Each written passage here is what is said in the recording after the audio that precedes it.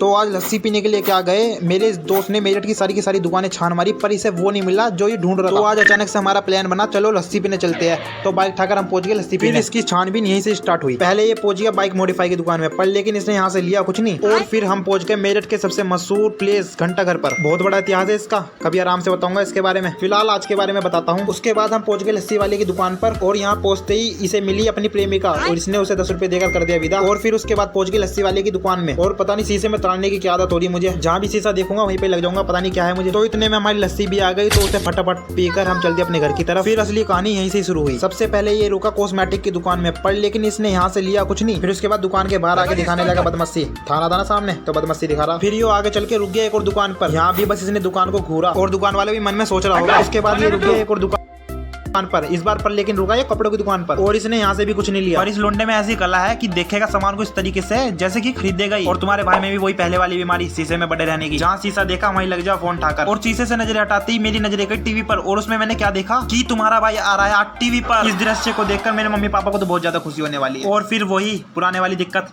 यहाँ से भी इसने कुछ नहीं लिया। और फिर रास्ते में रुके सब्जी वाले की दुकान पर, वहां से भी इसने कुछ नहीं लिया। फिर आगे चलने के बाद हम रुके एक और कॉस्मेटिक की दुकान पर, इसने यहाँ से भी कुछ नहीं लिया। मेरा मन तो ये कर रहा था कि इसे ये दिला दूं, पर लेकिन ये पहन नहीं सकता, बस मेरी मजबूरी है। फिर उसके बाद लास्ट में मैंने इसे पूछ ही लिया आखिर भाई लेना क्या चाहता है तू। इसने मुझसे बोला रुक जा जरा। तो दोस्तों इसकी पागलपंती देखकर तुम भी परेशान हो गए होंगे। तो मिलते हैं कल इसके पार्ट 2 में। Okay bye bye.